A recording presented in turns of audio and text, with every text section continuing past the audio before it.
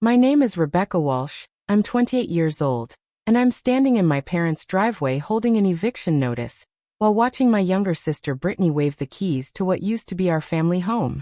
3 hours ago, my parents announced they were giving this house to her as a wedding gift. The same house I've been secretly paying the $2,800 monthly mortgage on for the past 3 years, while they pretended they didn't know where the money was coming from.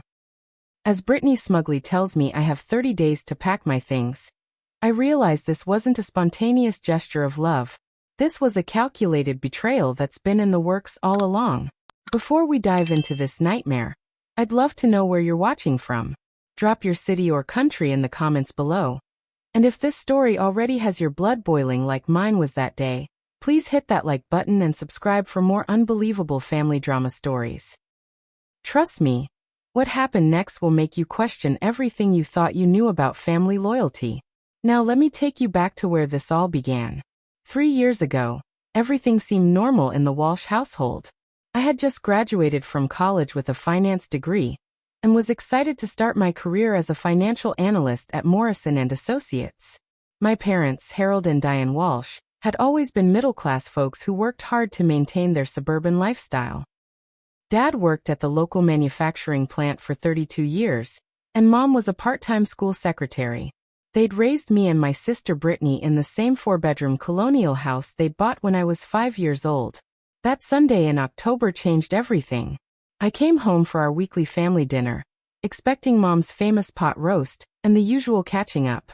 Instead, I walked into what looked like a funeral. Dad was sitting at the kitchen table with his head in his hands, and Mom was crying quietly while stirring something on the stove that clearly wasn't getting any attention.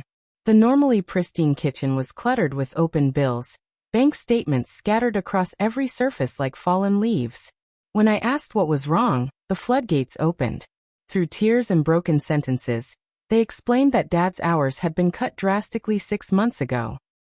The plant was downsizing, and at 59, he was expensive to keep on full-time. Mom's school job barely covered groceries, and they'd been juggling credit cards to make ends meet. The mortgage payments had been late for 3 months, and the bank had just sent a final notice. They were 60 days away from foreclosure. The number that hit me like a physical blow was $2,800. That's what they needed every month just for the mortgage, not including utilities, insurance, and basic living expenses. They'd refinanced twice over the years, taking cash out for home improvements and what they called investment opportunities that never materialized. Now they owed more than the house was worth, and bankruptcy looked like the only option. Seeing my parents so defeated was devastating.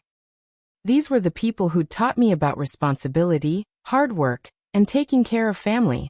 Dad had worked double shifts when I was in high school to pay for my college applications.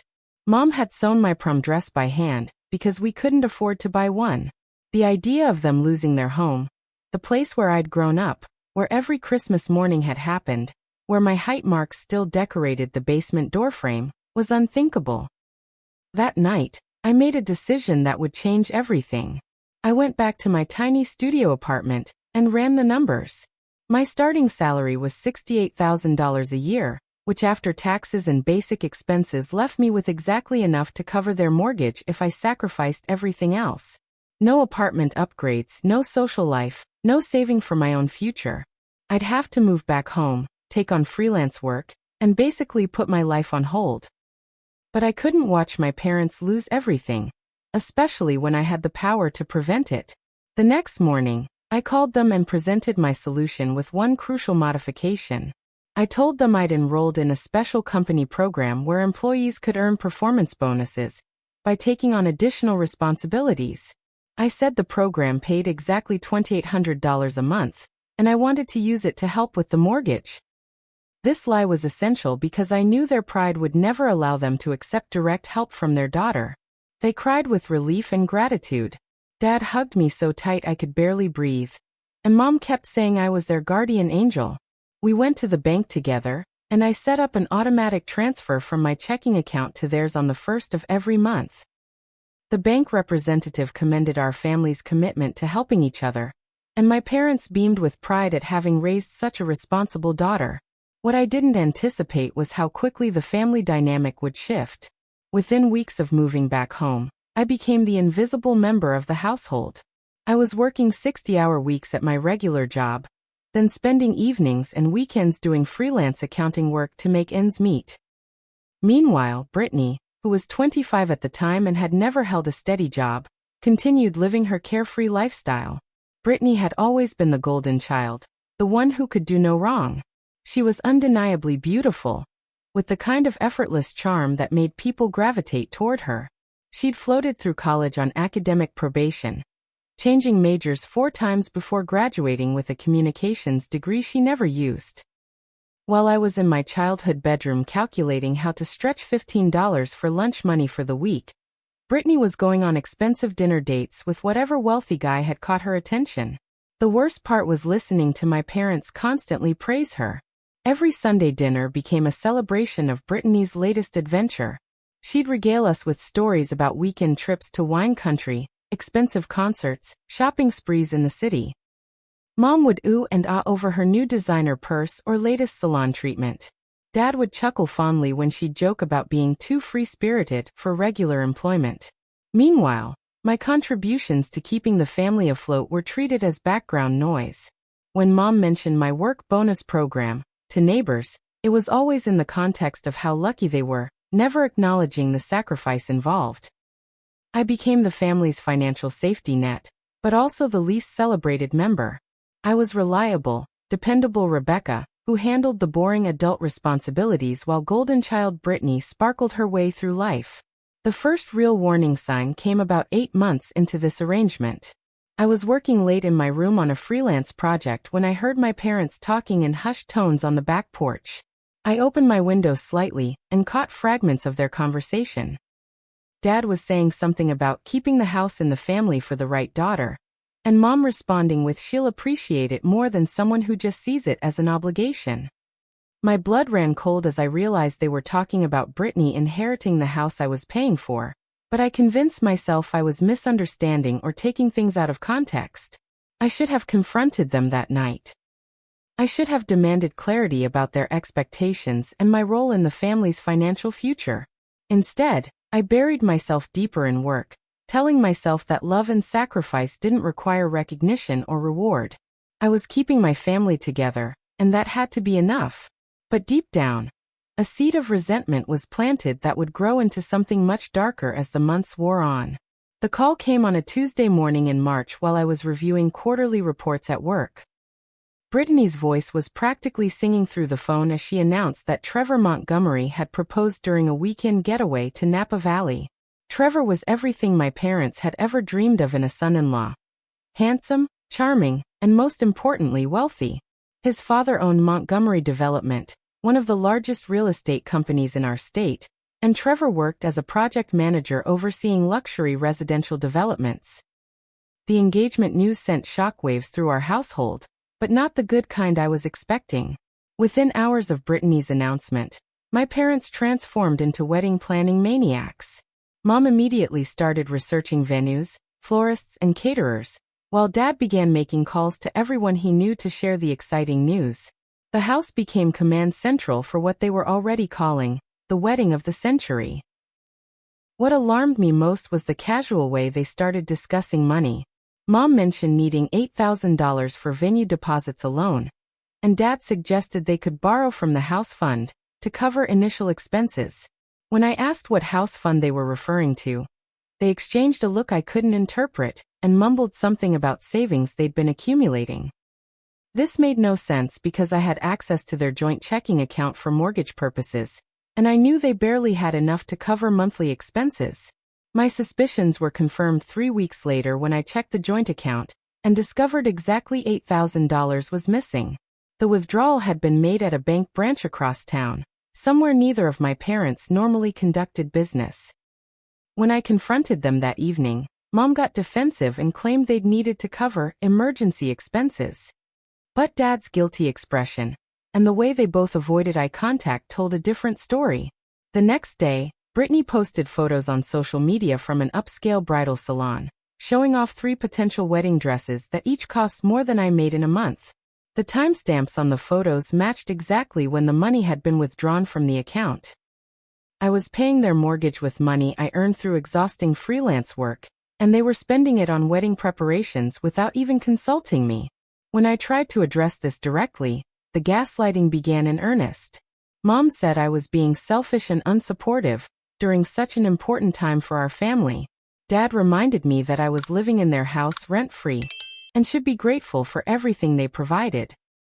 They reframed my mortgage payments as mere contributions to the household, as if I was just chipping in for groceries rather than single-handedly preventing foreclosure. The situation deteriorated rapidly from there. Brittany started making casual comments about inheriting the family home when she and Trevor got married. She'd walk through rooms talking about how she wanted to redecorate, which walls she planned to knock down, how the backyard would be perfect for entertaining Trevor's business associates. She spoke about these changes as foregone conclusions, not hypothetical future possibilities. Meanwhile, my parents encouraged these discussions. Mom would nod enthusiastically when Brittany described her renovation plans, and Dad would offer to help with construction projects. They never once mentioned that I was the one actually paying for the house, or that any major decisions should involve the person ensuring they didn't lose it to the bank. The betrayal deepened when I discovered they'd been having secret family meetings while I was at work. My neighbor Mrs. Chun mentioned seeing Trevor's car in our driveway several afternoons when she knew I was at the office. When I asked my parents about these visits, they claimed Trevor just liked to spend time with his future in-laws and was helping with family business matters. The evasive way they answered made it clear these weren't casual social calls. My breaking point came when I received a call from our mortgage company asking about irregularities in our account. Apparently, my parents had contacted them multiple times asking about removing my name from the mortgage documentation. They told the bank representative that I was just a temporary helper and that they wanted to clean up the paperwork before transferring the house to their daughter. The bank representative was confused because my name was on the automatic payment system, and I was clearly the source of all monthly payments. I immediately called our family lawyer, who happened to be my Uncle Martin, Dad's younger brother. What I discovered made my stomach drop. Uncle Martin had been meeting with my parents for months, helping them navigate the legal process of transferring the house deed to Brittany. He'd prepared all the necessary paperwork and was just waiting for the right moment to execute the transfer. When I demanded to know why he hadn't informed me, he said he assumed I knew about the family's plans. The most devastating revelation was that my parents had taken out a second mortgage against the house 6 months earlier, using the increased equity from my payments as collateral. They'd used this money to fund Brittany's lifestyle and start a wedding fund, essentially monetizing my sacrifice without my knowledge. They'd forged my signature on several documents, claiming I'd given permission for the refinancing. As I sat in Uncle Martin's office reviewing the paperwork, the scope of their deception became clear. This wasn't a recent decision made in the excitement of wedding planning. They'd been systematically working toward transferring the house to Brittany for over a year, using my mortgage payments to build equity they could leverage for her benefit. I'd been funding my own dispossession, paying for the privilege of being excluded from my family's future. The final insult came when Trevor revealed the true nature of his family's expectations. During a supposedly casual dinner conversation, he mentioned that his father had taught him to never marry a woman unless her family could provide appropriate assets. He spoke about the house as part of a dowry arrangement, explaining that his family expected substantial financial contributions from the bride's side to ensure compatibility. My parents nodded along with these discussions, apparently having already committed to providing our family home as Brittany's contribution to this twisted transaction. I realized I was trapped in an impossible situation. If I stopped making mortgage payments, my parents would face foreclosure, and I'd be blamed for destroying the family. But continuing to pay meant financing a scheme designed to exclude me from the very asset I was preserving. Every dollar I earned through sleepless nights and weekend work was ultimately benefiting the sister, who'd never contributed anything, and the parents who'd systematically deceived me about their intentions. The paranoia was eating me alive, but I needed proof of what I suspected was happening behind my back. Using money I should have been saving for emergencies, I purchased small security cameras and discreetly installed them in common areas of the house. What I discovered over the following weeks confirmed my worst fears and revealed an even more elaborate conspiracy than I'd imagined. The meetings were happening every Tuesday and Thursday while I was at work, like clockwork. Brittany, Trevor, my parents, and Uncle Martin would gather in our living room with folders full of documents, laptops open, and notebooks filled with what looked like detailed plans. I watched hours of footage showing them discussing timelines, legal strategies, and financial arrangements with the casual efficiency of a business meeting. The most damaging conversation I captured happened on a Thursday in late April. Trevor was explaining his family's requirements for the marriage arrangement, speaking in the cold, calculating tone of someone discussing a real estate transaction rather than a wedding. He said his father expected the house transfer to be completed before the wedding, so it could be listed as part of Brittany's assets in their prenuptial agreement. My parents nodded along, with Dad explaining that they'd already spoken to the bank about expediting the process. What made this conversation particularly sickening was how they discussed me. Mom referred to me as the temporary solution, and said they'd been careful to ensure I never saw any of the official paperwork. Dad laughed about how easy it had been to keep me in the dark, joking that I was so focused on work I never paid attention to family business. Brittany chimed in with cruel observations about how desperate I was for their approval, saying I'd probably keep paying even if I knew the truth. Trevor's response was the most revealing. He said his family had researched this type of arrangement before, explaining that many families used one child's financial contributions to benefit another child's marriage prospects. He called it resource optimization, and praised my parents for being strategic about managing their assets. The way he spoke about manipulating family relationships as a business strategy made my skin crawl. I also discovered that my parents had contacted the bank multiple times trying to remove my name from the mortgage documentation. They'd told bank representatives that I was just a temporary helper, and that they wanted to clean up the paperwork before the house transfer. The bank had repeatedly explained that removing my name would require my signature and consent, but my parents kept pushing, suggesting they might have found alternative methods. The most shocking revelation came when I overheard them discussing the forged signatures. Uncle Martin was explaining which documents required my authorization, and which ones they could handle without involving me. He'd apparently helped them practice recreating my signature, and had identified several legal loopholes that could justify the house transfer even with my name on the mortgage.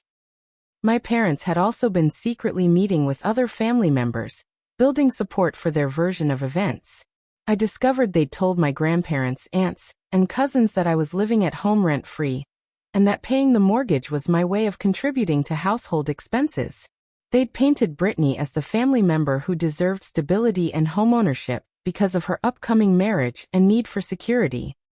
The financial manipulation extended far beyond what I'd initially discovered. They'd used my excellent credit score to take out multiple loans and credit lines without my permission, always being careful to make minimum payments so nothing would appear delinquent on my reports.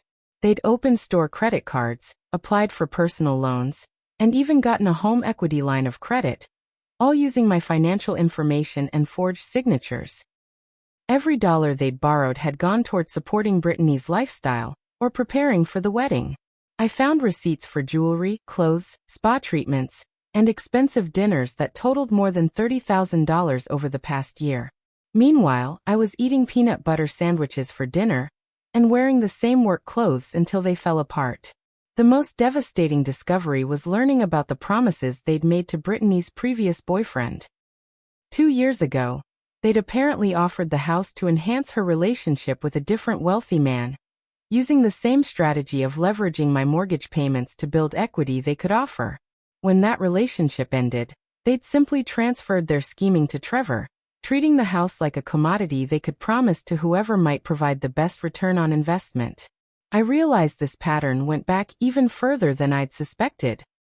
Throughout our childhood, my parents had consistently used my achievements and contributions to benefit Brittany. When I won academic scholarships, they'd use the saved tuition money to fund Brittany's social activities. When I worked part-time jobs in high school, they'd ask me to loan money for Brittany's spring break trips that were never repaid.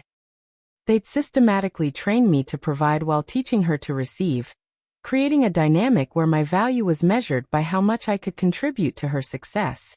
The gambling debts explained some of the missing money I'd been unable to account for. Dad had developed a serious problem with online sports betting and casino visits, losses he'd been hiding from everyone including Mom. He'd been using portions of my mortgage payments to cover gambling debts, telling himself he'd win it back before anyone noticed. Mom had her own secrets involving shopping addiction, and a series of bad investment decisions influenced by social media financial advisors. As I pieced together the full scope of their deception, I felt physically sick. These weren't desperate people making poor decisions under pressure. They were calculating manipulators who'd built an elaborate scheme around exploiting my love and loyalty. They'd turned my commitment to family into a weapon against me, using my own values to fund their betrayal. The final piece of evidence I needed came from reviewing their email communications, which I could access through the shared family computer.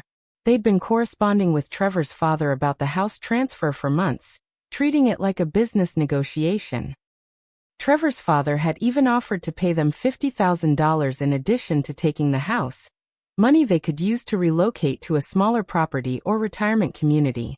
This wasn't a wedding gift motivated by love or family tradition. It was a calculated business transaction where I was the unwitting financier, and Brittany was the commodity being sold to the highest bidder. My 3 years of sacrifice, my sleepless nights working freelance jobs, my abandoned dreams and delayed life plans, had all been investments in a scheme designed to exclude me from any benefits. The wedding day arrived with the kind of perfect spring weather that makes everything seem possible and bright. I stood in front of my childhood bedroom mirror, adjusting the dress I'd bought on clearance 6 months earlier, because I couldn't afford anything new. My bank account was running dangerously low after 3 years of financing everyone else's dreams, but I'd managed to scrape together money for a wedding gift.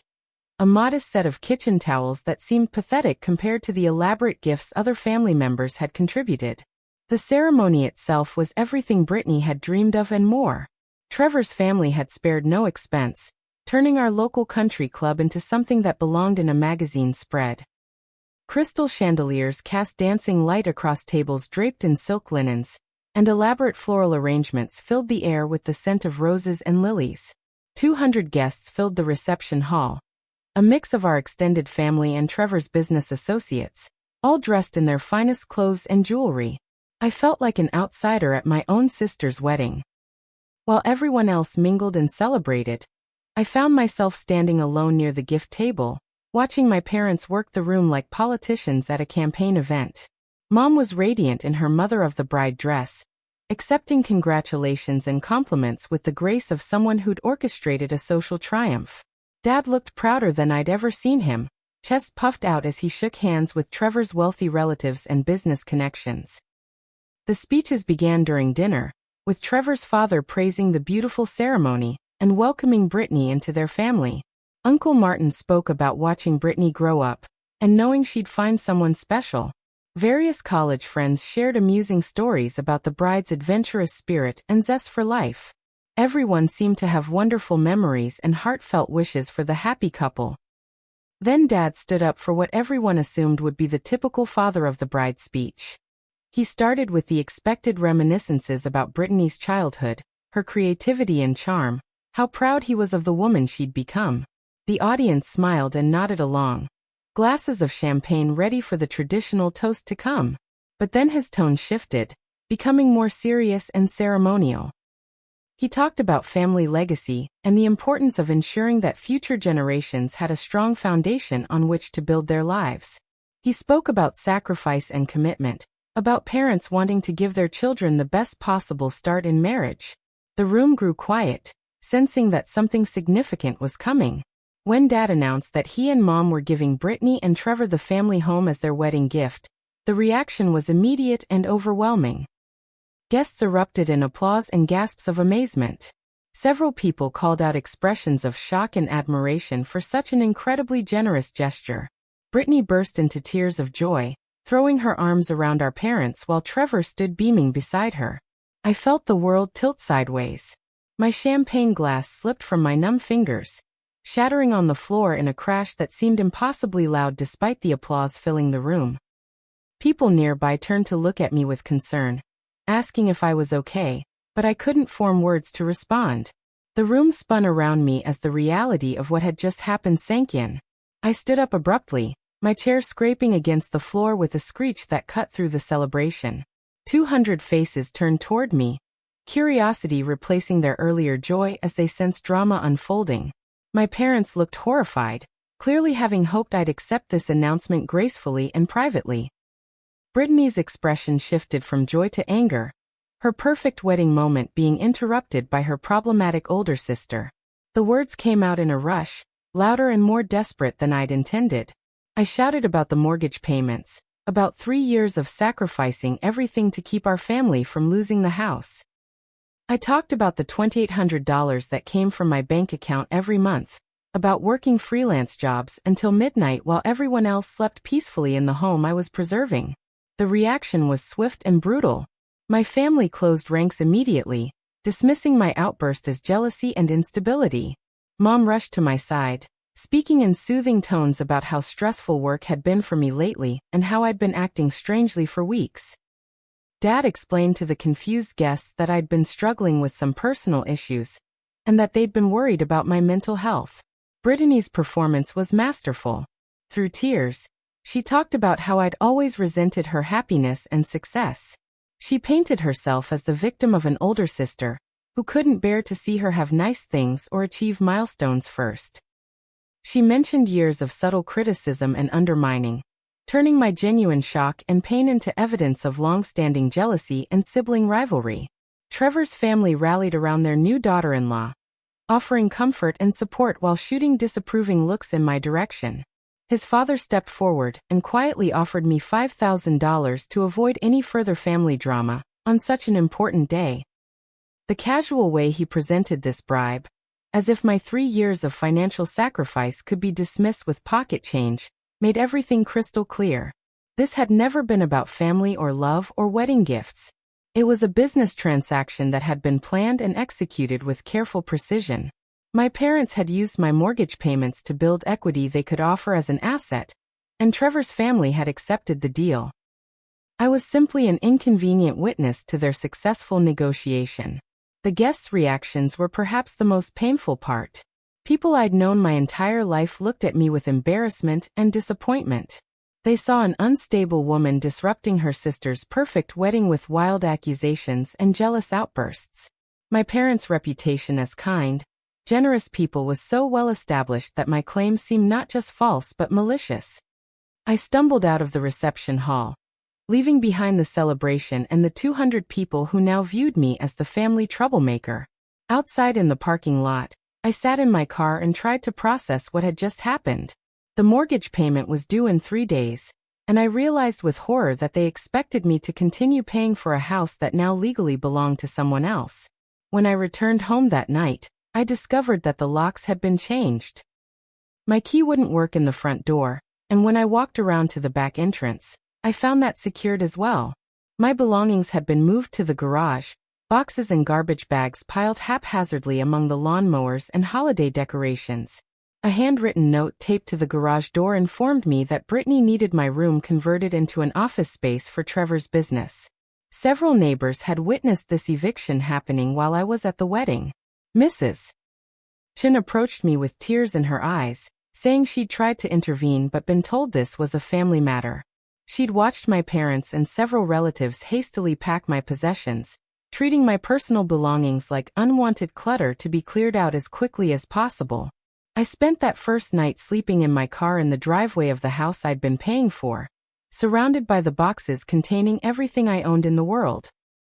Through the windows, I could see Trevor and Brittany celebrating their new home, probably planning all the changes they wanted to make with the money they'd save by having their housing costs eliminated.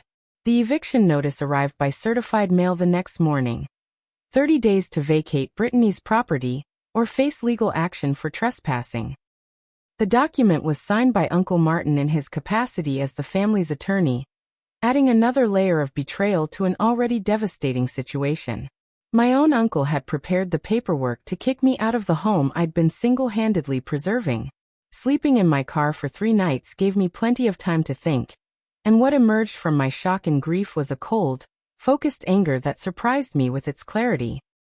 I'd spent years trying to be the perfect daughter, the reliable sister, the selfless family member who put everyone else's needs first. That version of myself had been systematically destroyed, but what rose from the ashes was someone I barely recognized. A woman with nothing left to lose and everything to fight for. My first call was to Jennifer Morrison, a family law attorney whose name I'd found through an online search. When I walked into her office carrying 3 boxes of documents I'd managed to preserve, she took one look at my evidence and immediately understood the severity of what had happened. Jennifer was a sharp-eyed woman in her 40s who specialized in financial fraud cases, and she'd seen similar family schemes before. The bank records were damning. Every mortgage payment for 36 months had come directly from my checking account through automatic transfer. There was no ambiguity about who had been funding the house payments, and the paper trail created an ironclad case for my financial contribution to the property.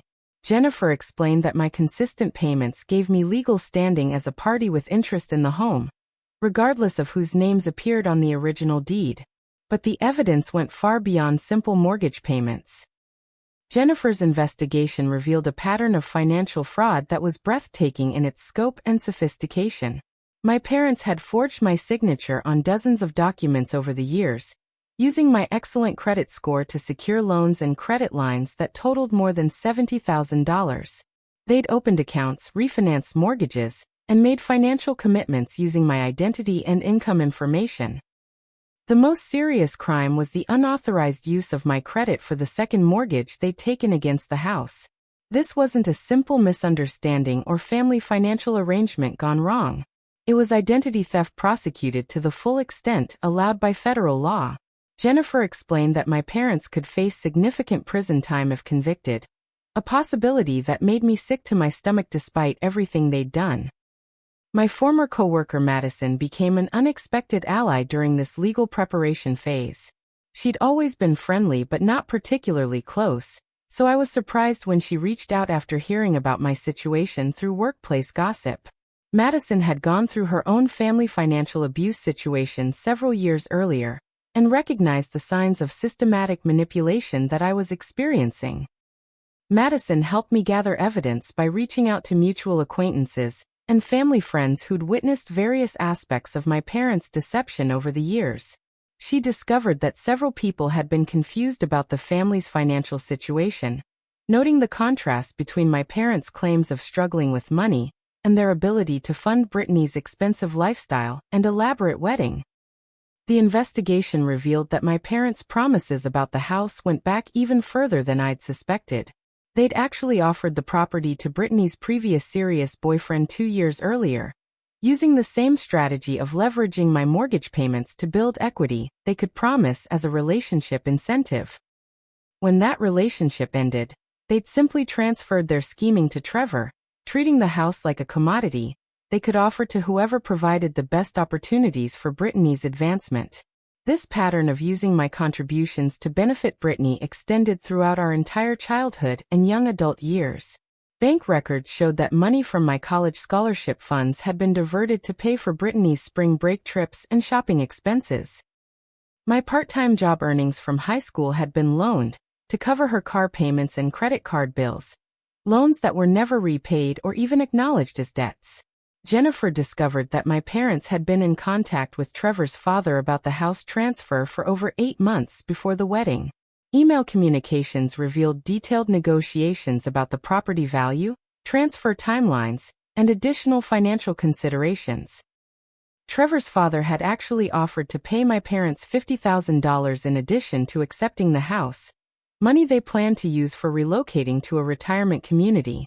The gambling debts explained a significant portion of the missing money I'd been unable to account for in my personal budget tracking. Dad had developed a serious online betting problem that had cost the family over $20,000 in the past year alone. He'd been using portions of my mortgage payments to cover these losses, always telling himself he'd win everything back before anyone discovered his deception. Mom's contribution to the financial chaos involved a series of increasingly desperate investment schemes and shopping addictions that she'd been hiding from the rest of the family. She'd fallen victim to several social media financial scams, investing money we didn't have in cryptocurrency schemes and multi-level marketing programs that promised unrealistic returns. Most importantly, Jennifer's investigation uncovered the business relationship between Trevor's family and several other local families who'd gone through similar property transfers. Montgomery Development had a history of acquiring residential properties through marriage arrangements, essentially using romantic relationships as tools for real estate acquisition. My family's situation wasn't unique or spontaneous. It was part of a pattern of exploitation that had been refined through multiple iterations. When I filed the police report for identity theft and fraud, the investigating officer seemed initially skeptical about prosecuting family members for financial crimes. But the scope of documentation I provided, combined with Jennifer's legal analysis, made it clear that this wasn't a simple misunderstanding between relatives. These were serious federal crimes that had been committed systematically over several years. The mortgage company's investigation into the transfer irregularities revealed additional evidence of fraud and forgery. Bank officials had been suspicious about several of the documents presented during the refinancing process, but my parents' long-standing relationship with the institution had provided enough credibility to push the transactions through. Now that the irregularities were being examined more closely, multiple violations of federal banking regulations became apparent. As word spread through our extended family and social circle about the legal action I was taking, the reactions were swift and polarized. About half of our relatives expressed shock and support, saying they'd sensed something was wrong but hadn't understood the full scope of what was happening. The other half rallied around my parents, viewing my legal action as a vicious attack on family unity during what should have been a celebration of Brittany's new marriage. My parents' response to the legal challenges was swift, sophisticated, and more vicious than I'd ever imagined they were capable of being. Within a week of my filing fraud charges, they'd hired Patterson and Associates, one of the most expensive law firms in the state, funded by the $50,000 they'd received from Trevor's father for the house transfer. Their strategy was comprehensive character assassination designed to paint me as an unstable, financially abusive daughter who'd been exploiting elderly parents for years. The transformation was breathtaking to witness. The same parents who'd cried with gratitude when I started making their mortgage payments suddenly presented themselves as victims of financial elder abuse. They claimed I'd moved back home uninvited and forced them to accept my money by threatening to abandon them if they refused. They portrayed my mortgage payments as a form of emotional manipulation, saying I'd used their desperation to gain control over their finances and living situation. Social media became their primary battlefield. Brittany orchestrated a campaign that painted me as a jealous older sister who couldn't bear to see her younger sibling succeed in love and marriage. She posted carefully crafted messages about dealing with toxic family members and the importance of protecting your happiness from people who wanted to tear you down. Her posts received dozens of supportive comments from friends and extended family members who rallied around the beautiful newlywed being victimized by her bitter sister. The most devastating attack came when they contacted my employer. Patterson and Associates sent a formal letter to Morrison and Associates claiming that I was facing serious criminal charges related to financial fraud, and that my continued employment posed a reputational risk to their client relationships. They suggested that someone with questionable financial ethics shouldn't be handling other people's money and business affairs. My supervisor called me into his office 3 days later with an expression I'd never seen before. The letter had been accompanied by copies of news articles about the family dispute, police reports, and court filings that painted me as someone involved in a complex financial fraud scheme. While the letter carefully avoided making direct accusations, the implication was clear. I was a potential criminal who shouldn't be trusted with client accounts. The suspension was presented as a temporary measure while the company investigated the claims, but everyone in the office understood what was really happening. My colleagues avoided eye contact when I cleaned out my desk, and several clients specifically requested that their accounts be transferred to other analysts. The professional reputation I'd spent 3 years building was destroyed in a single afternoon. The restraining order was filed the same week, claiming that I'd made threatening phone calls to my parents and had been seen driving past their house at strange hours. The evidence they presented was a combination of distorted facts and outright lies, but the legal standard for obtaining temporary protective orders is relatively low. They claimed to fear for their safety based on my increasingly erratic behavior following their generous wedding gift to my sister. Uncle Martin's betrayal ran even deeper than I'd initially understood. He'd not only helped prepare the house transfer documents, but he'd also been systematically destroying evidence that might support my claims. When Jennifer subpoenaed his files related to the family's legal affairs, several crucial documents were mysteriously missing.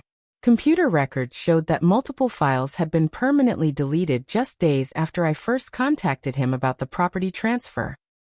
The bank account freeze was perhaps the most terrifying development. As part of the fraud investigation, federal authorities had frozen all accounts connected to the mortgage transactions, including my personal checking and savings accounts. I suddenly couldn't access any of my money while the investigation determined which funds were legitimately mine versus potentially stolen assets. This left me completely financially helpless just as my other legal bills were mounting. Without income or access to my savings, I couldn't afford the motel room where I'd been staying since being evicted from the house. I found myself truly homeless for the first time in my life, sleeping in my car in various parking lots, and trying to maintain some semblance of hygiene using public restrooms and gym day passes.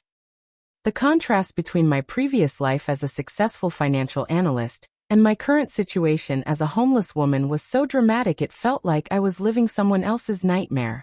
The character assassination campaign extended throughout our social circle and neighborhood. My parents had systematically contacted everyone who knew our family, presenting a carefully crafted version of events that portrayed me as someone who'd been taking advantage of their kindness for years. They claimed I'd been stealing money from them, living in their house rent-free while demanding they sign over ownership, and threatening violence when they refused my unreasonable demands. These stories were particularly effective because they contained just enough truth to be believable. Yes, I had been living in their house. Yes, I had access to their bank accounts. Yes, I had been upset about the house transfer. But the context that made my actions reasonable and justified was completely omitted, leaving only a skeleton of facts that supported their false narrative. Former friends and neighbors who'd known me since childhood suddenly viewed me with suspicion and disappointment. Mrs. Chun, who'd been sympathetic initially, started avoiding me after my parents showed her evidence of my financial abuse. College friends stopped returning my calls after seeing social media posts about my legal troubles.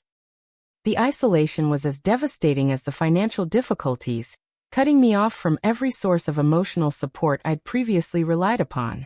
Jennifer warned me that this level of organized retaliation was unusual in family financial disputes, and suggested that Trevor's family had experience with silencing inconvenient witnesses to their business practices. The sophistication of the legal strategy, the coordination of the public relations campaign, and the systematic destruction of evidence indicated professional-level expertise in managing these situations. The most crushing blow came when I discovered that my parents had been spreading rumors about my mental health throughout our extended family. They'd told relatives that I'd been displaying signs of serious psychological instability, including paranoid delusions about being victimized by people who loved me. They suggested that my accusations against them were symptoms of a mental breakdown triggered by stress and jealousy over Brittany's successful marriage. These mental health rumors were particularly damaging because they provided an explanation for my behavior that allowed family members to maintain their positive view of my parents while dismissing my claims as products of illness rather than legitimate grievances. Several aunts and uncles reached out to express concern about my condition and urged me to seek professional help rather than pursuing legal action against family members who only wanted what was best for me. The job termination came on a gray Tuesday morning in October, delivered through a certified letter that cited conduct incompatible with company values and client expectations. Morrison and Associates couldn't legally fire me for being accused of crimes, but they could terminate my employment for the family scandal that was affecting their business reputation. 3 clients had specifically requested account transfers after reading about my legal troubles in the local newspaper, and the firm decided I was too much of a liability to retain. Without income or access to my frozen bank accounts, I was evicted from the weekly motel where I'd been staying since losing the house. The manager was apologetic but firm. He couldn't extend credit indefinitely, especially to someone whose financial situation was deteriorating so rapidly. I packed my few remaining possessions into garbage bags and loaded them into my car, officially becoming homeless in the most complete sense of the word. The car became my entire world for the next month. I slept in the back seat with blankets I'd managed to salvage from my childhood bedroom, showered at a 24-hour fitness center using a trial membership, and spent my days in public libraries and coffee shops trying to maintain some connection to civilization. The isolation was crushing, made worse by seeing my former life continuing without me through social media posts and local news coverage. My health began deteriorating rapidly under the stress. The panic attack started as a tightness in my chest that would gradually expand until I couldn't breathe properly, leaving me gasping and shaking in parking lots where no one could see me fall apart. I lost nearly 20 pounds in 6 weeks, surviving primarily on dollar menu items and whatever free food I could find at community events and church gatherings. The legal bills were mounting faster than I could comprehend. Jennifer was working largely on contingency, but court filing fees, investigative costs, and expert witness expenses were adding up to thousands of dollars I didn't have. Meanwhile, my parents' expensive legal team was filing motion after motion, each one requiring responses that cost money and time I couldn't afford to spend. Patterson and Associates' strategy was becoming clear. They intended to bankrupt me through legal fees while destroying my credibility through character assassination. They filed for sanctions against Jennifer, claiming she was pursuing frivolous litigation based on her client's delusional beliefs. They demanded psychiatric evaluations to determine my competency to participate in legal proceedings. They suggested that the entire case was evidence of my deteriorating mental health, rather than legitimate fraud claims. The most devastating blow came when my car was repossessed. I'd discovered too late that my parents had used my vehicle as collateral for one of their loan applications, forging my signature on documents that gave creditors the right to seize the car if payments fell behind. Watching the tow truck driver load my only remaining shelter onto his flatbed felt like losing the last piece of my identity.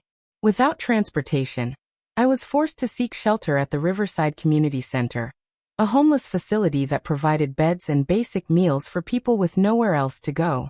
Walking through those doors with my garbage bags of possessions was perhaps the most humiliating moment of my life. 6 months earlier, I'd been a successful professional with a college degree and a promising career. Now I was standing in line for a cot in a room with 30 other people who'd lost everything. The other residents treated me with a mixture of sympathy and suspicion. Most were struggling with addiction, mental illness, or long-term unemployment, and my story of family betrayal seemed almost too dramatic to be believable. Several people suggested that I must have done something to deserve such treatment, because families don't simply destroy their own children without serious provocation. The breaking point came on a rainy Thursday evening in early November. I was sitting on a bench outside the community center, staring at the traffic and thinking about how easy it would be to simply walk into the street and end the nightmare that my life had become.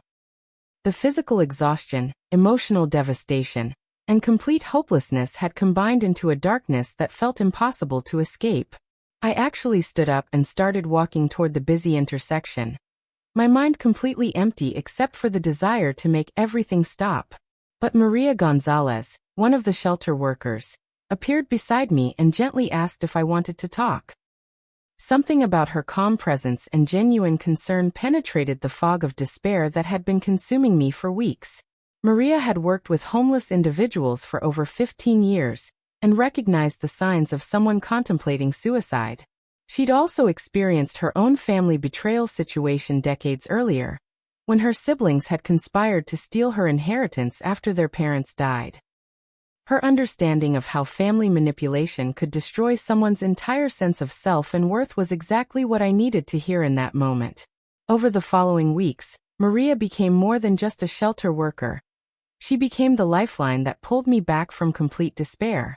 She helped me understand that my value as a person wasn't determined by my family's treatment of me, and that surviving their betrayal was actually evidence of my strength rather than my failure.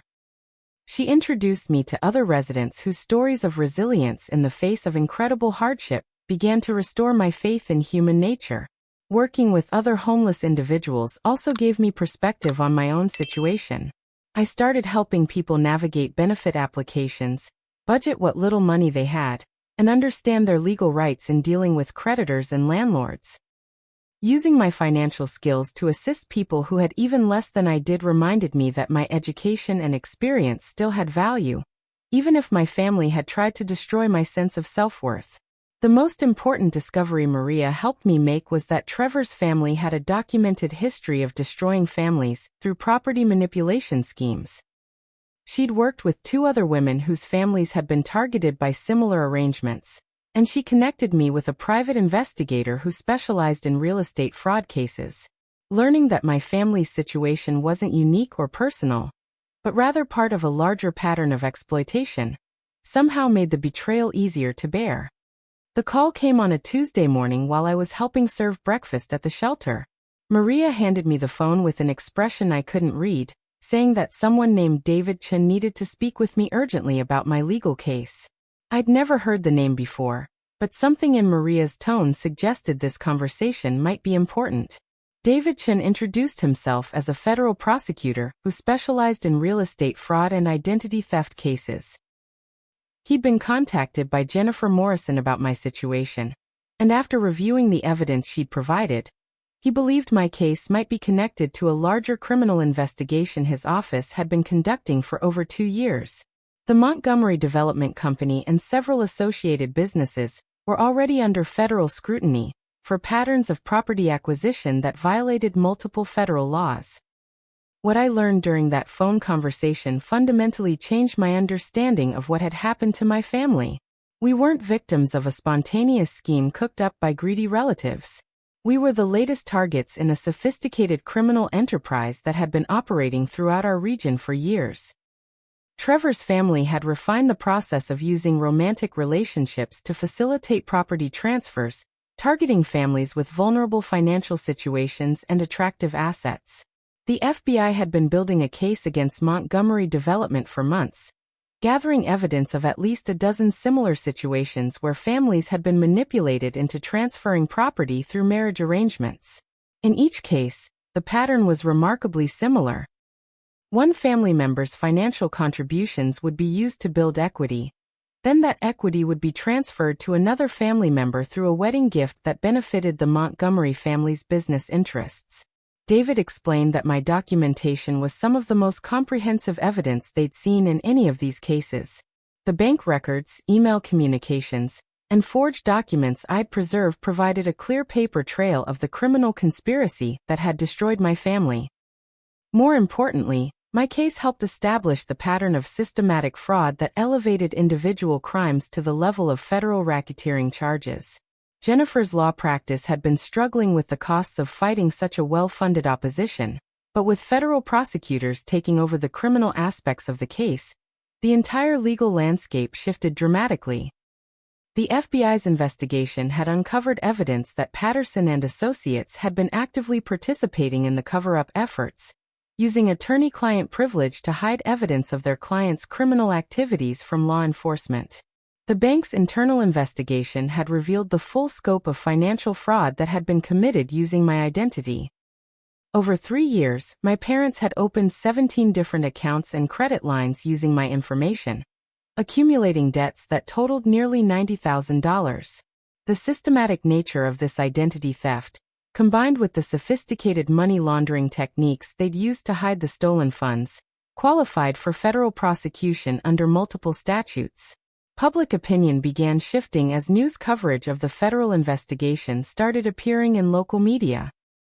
The story was no longer about a family dispute over wedding gifts, but rather about organized crime using marriage arrangements to steal residential properties from unsuspecting families. My parents' claims about being victims of an abusive daughter suddenly seemed much less credible when viewed in the context of federal racketeering charges. The most satisfying development was watching the Montgomery family's business empire begin to crumble under federal scrutiny.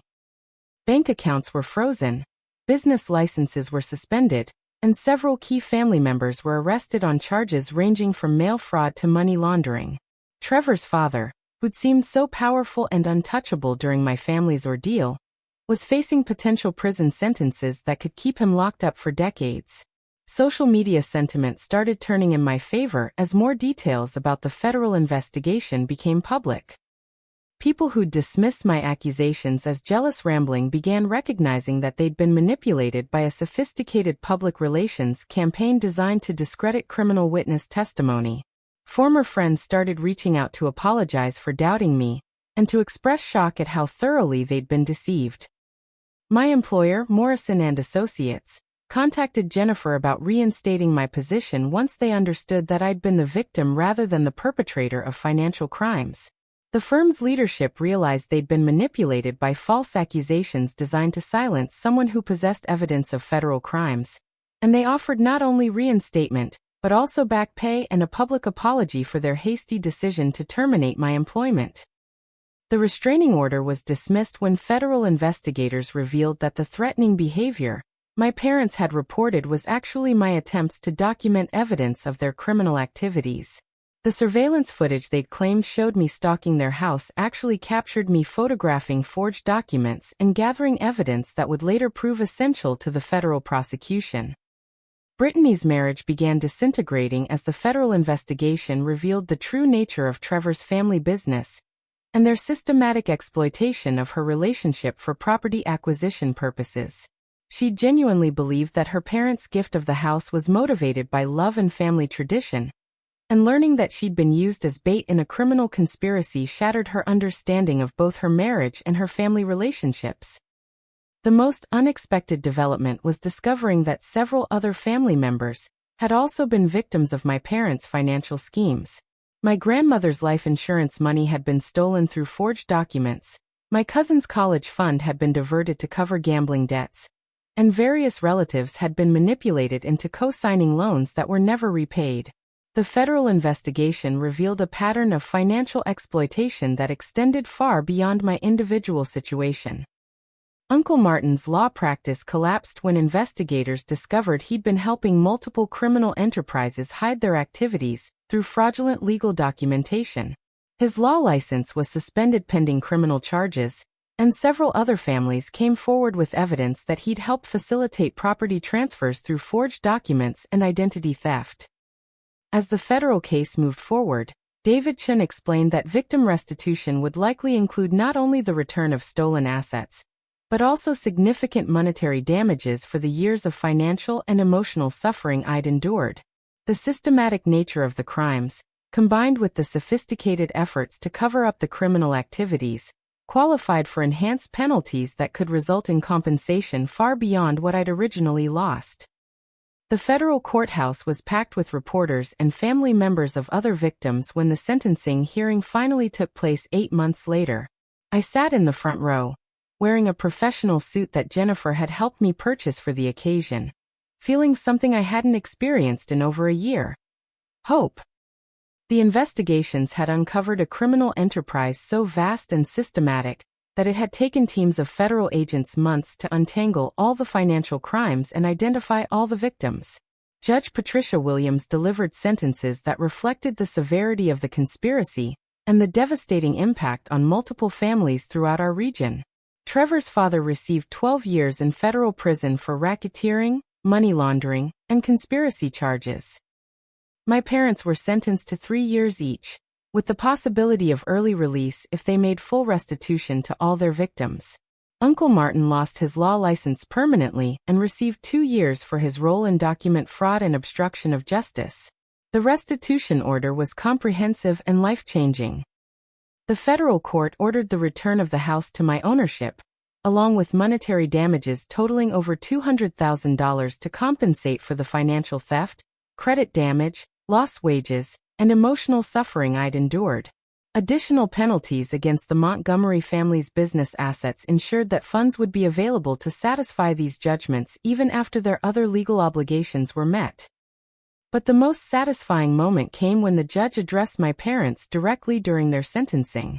She spoke about the particular cruelty of exploiting family relationships for criminal purposes, and how their systematic manipulation of their daughter's love and loyalty represented a betrayal that went far beyond simple financial crimes. She noted that their continued attempts to discredit and silence me even after their criminal activities were exposed showed a complete lack of remorse or understanding of the harm they'd caused. Brittany attended the hearing, sitting several rows behind me with tears streaming down her face. Her marriage had ended months earlier when she finally understood how Trevor's family had used her as a tool for property acquisition, and she'd been struggling to rebuild her life after discovering that nearly everything she'd believed about her relationship and wedding had been lies. The judge's comments about family manipulation seemed to affect her deeply. I chose to sell the house rather than continue living in a place filled with such painful memories. The real estate market had improved significantly, and the property sold for enough money to pay off all remaining debts and provide a substantial down payment on a smaller home in a different neighborhood. Starting fresh in a place with no connection to my family's betrayal felt like a crucial step in reclaiming my life and identity. The experience had fundamentally changed my career goals and personal priorities. Instead of returning to traditional financial analysis, I used part of the restitution money to start a consulting business specializing in helping fraud victims navigate the complex process of financial recovery. The skills I'd developed fighting my own case, combined with my professional background in finance, created a unique expertise that other victims desperately needed. Working with other families who'd been targeted by similar schemes taught me that financial abuse within families is far more common than most people realize. The shame and isolation that victims experience often prevents them from seeking help, or even recognizing that crimes have been committed against them. Creating a support network and advocacy organization became my way of transforming personal trauma into meaningful assistance for others. The relationship with my parents remained permanently severed. They'd attempted to contact me several times through intermediaries, expressing regret for how things had gotten out of hand, and suggesting that family relationships should be more important than money or legal disputes. But their continued refusal to acknowledge the calculated nature of their betrayal, or to show genuine remorse for the years of systematic deception, made reconciliation impossible. Brittany's attempts at rebuilding our relationship were more complex and painful to navigate. She'd clearly been manipulated by our parents and Trevor's family, but she'd also participated enthusiastically in the scheme when she believed it benefited her. Her tearful apologies were probably sincere, but the damage to our relationship was too extensive to repair. I eventually agreed to limited contact during major holidays, but the easy sisterly friendship we'd had in childhood was gone forever. The support system I built during my recovery became the foundation for a new kind of family. Maria Gonzalez became one of my closest friends, and several other shelter residents I'd helped remained important people in my life. Jennifer Morrison transitioned from attorney to trusted advisor, and David Chim provided ongoing consultation as my advocacy work expanded. These chosen relationships, built on mutual respect and genuine care, proved far more reliable than the biological connections that had nearly destroyed me. 2 years after the sentencing, I was invited to speak at a federal conference on financial fraud prevention. Standing at the podium, addressing an audience of law enforcement officials, victim advocates, and other survivors, I reflected on how completely my life had changed. The scared, homeless woman who'd once contemplated suicide had been replaced by someone who'd found purpose and strength in helping others navigate similar challenges. The final lesson I learned was perhaps the most important. Family isn't determined by genetics or legal relationships, but by the people who demonstrate genuine love, support, and loyalty through their actions rather than their words. Sometimes losing toxic family members isn't a tragedy, but rather a liberation that makes room for healthier relationships based on mutual respect and authentic care. My work continues today, helping families recognize and escape financial manipulation schemes before they cause irreparable damage. Every victim I assist, every criminal prosecution that succeeds, every family that stays together because they recognized warning signs in time, represents a small victory against the kind of systematic exploitation that nearly destroyed my life. The scars from my family's betrayal will never completely fade, but they've become reminders of my own resilience and motivation to protect others from similar harm.